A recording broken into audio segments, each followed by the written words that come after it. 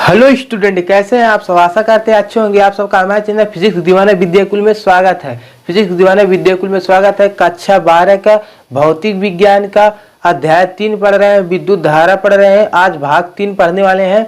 अनुगमन वेग के सूत्र का निगमन करेंगे या व्यंजक। निगमन या व्यंजक एक ही है। देखिए, अनुगमन वेग के सूत्र का निगमन या व्यंजक करेंगे। मतलब वीडी बराबर माइनस किस्माली कैपिटल ई बट्टे एम इंटू टाउ ज्ञात करना है। ये अनुगमन वेग का सूत्र है।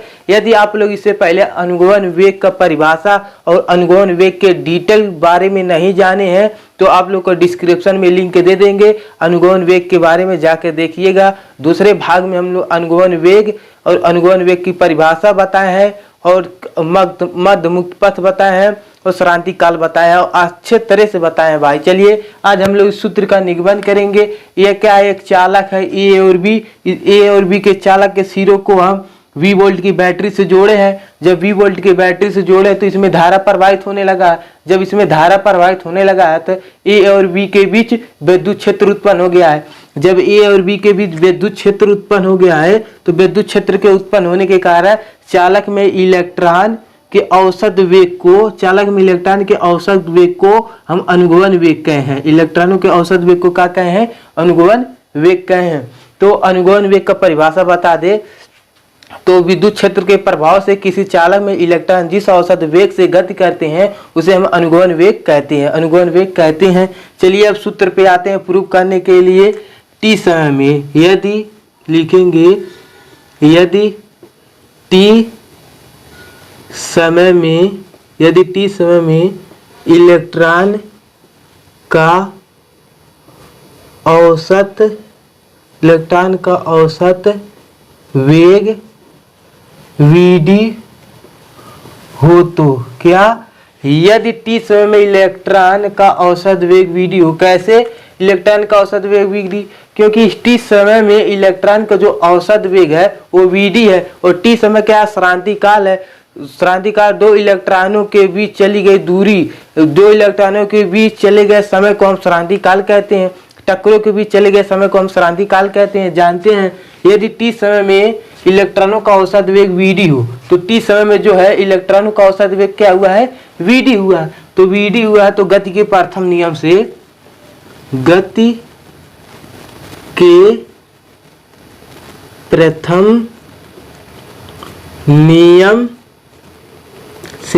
आप लोग गति का प्रथम नियम पढ़े होंगे। V बराबर U प्लस AT गति का प्रथम नियम क्लास 11 में पढ़ चुके होंगे भौतिक विज्ञान में। तो ये जो है U क्या है? प्रारंभिक वेग। V क्या है? अंतिम वेग। T क्या है? समय है। A क्या है? A क्या आपका त्वरण है। A क्या आपका त्वरण है। ठीक, तो जो V है वो V किसके बराबर है? Vd के। और जो U है वो प्रारंभिक वेग है, इसका 0 है। और जो अंतिम वेग है उसका Vd है। और जो T है आपका ये क्या है? टाउ है। और ये जो है आपका क्या है? त्वरण है। ये क्या है? त्वरण है। कैसे हुआ है? V बराबर Vd और U बराबर 0 और T बराबर टाउ और A बराबर त्वरण कैसे हुआ है? तो देखिए, जो इलेक्ट्रॉन है, इलेक्ट्रॉन का प्रारंभिक वेग है वो कैसा है? शून्य है। इलेक्ट्रॉन का जो प्रारंभिक वेग था वो कैसा था? 0 था। जब नहीं घुसुक रहे थे, मतलब एक घड़ी रुके हुए थे, तो इनका प्रारंभिक वेग क्या था? 0। U 0 था। जब ये यहाँ से यहाँ तक आए तो इनके वेग में परिवर्तन हुआ। वेग परिवर्तन के दर को त्वरण कहते हैं। तो इसको वेग में परिवर्तन हुआ V, वो क्या हुआ? जो V परिवर्तन हुआ वो Vd है।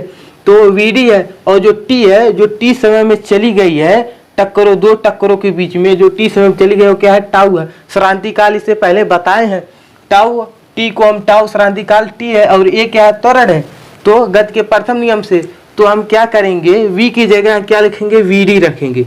V की जगह पर Vd रखेंगे और U की जगह पर 0 रखेंगे और प्लस 0 रखेंगे। A की जगह पर A ही रहेगा और T के जगह पर टाउ हो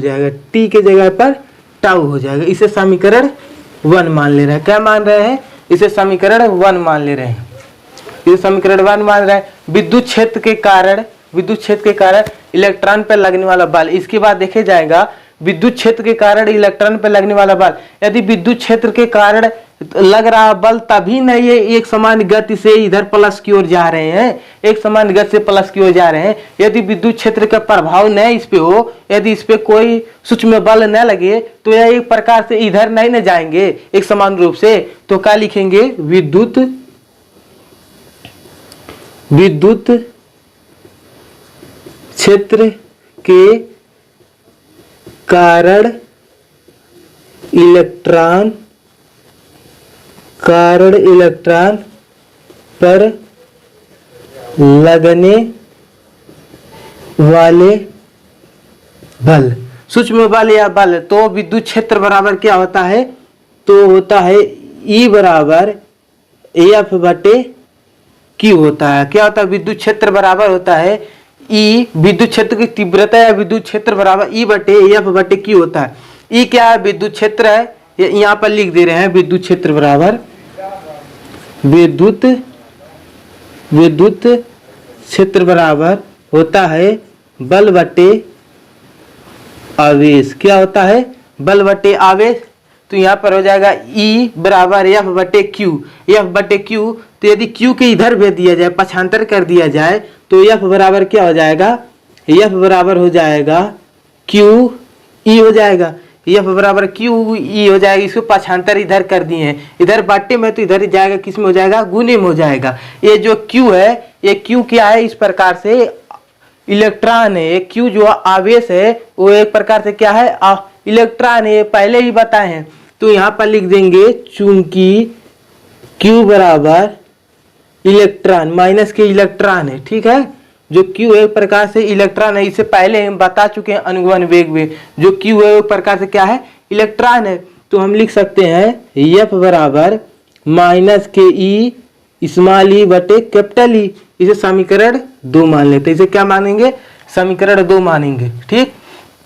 जब समीकरण 2 मानेंगे, इसके बाद हम लोग क्या देखा जाएगा, इसके बाद देखा जाएगा कि इलेक्ट्रॉनों का द्रव्यमान व त्वरण, इलेक्ट्रॉनों को द्रव्यमान तथा त्वरण। तो इसके बाद देखा जाएगा, हम लोग क्या देखेंगे, इलेक्ट्रॉनों को द्रव्यमान या त्वरण देखेंगे।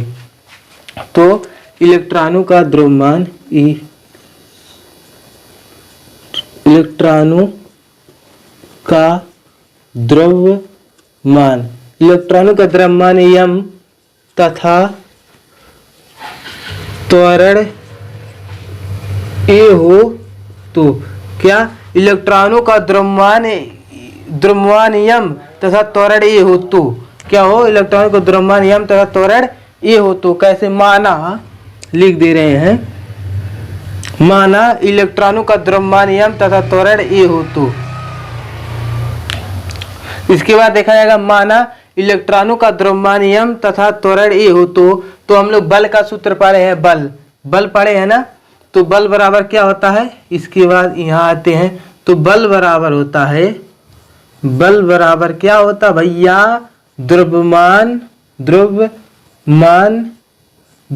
गुणे त्वरण होता है। बल बराबर क्या होता है, द्रव्यमान गुणे त्वरण होता है। तो बल F है, तो F बराबर m इंटू ए हो जाएगा, F बराबर m इंटू ए हो जाएगा, F बराबर m इंटू ए।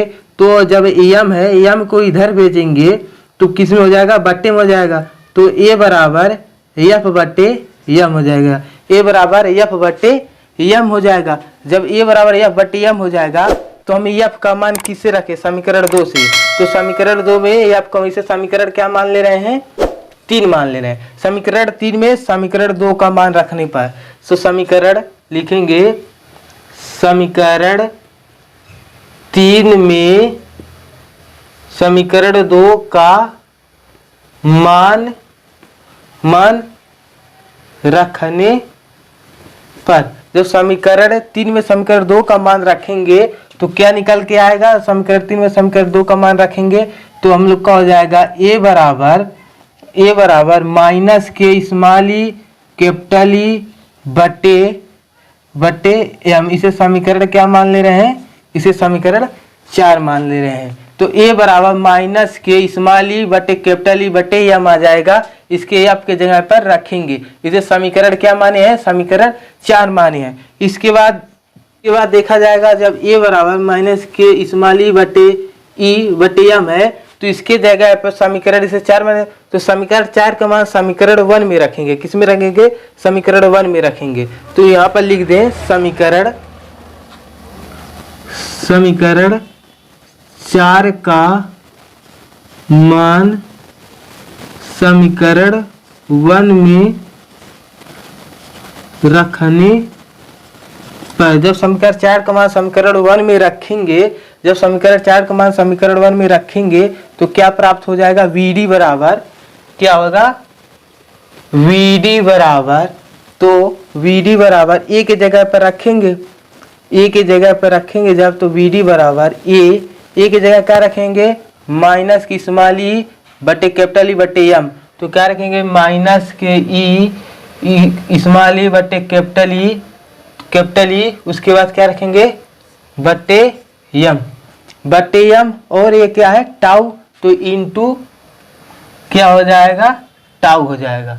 हम लोग को यही क्या करना था, प्रूव्ड करना था। VD बराबर स्मॉल ई बटे कैपिटल ई बटे एम इंटू टाउ, तो VD बराबर स्मॉल ई बटे कैपिटल ई इंटू टाउ बटे एम। तो हम लोग को जो प्रूव करना था वो निकल आया है। आप लोग स्क्रीनशॉट ले लीजिए, स्क्रीनशॉट ले लिए। आप लोग हमारे चैनल पर नए आए तो हमारे चैनल को सब्सक्राइब कर दीजिए। बस इतना रिक्वेस्ट है, आप लोग वीडियो वॉच करते रहिएगा। धन्यवाद।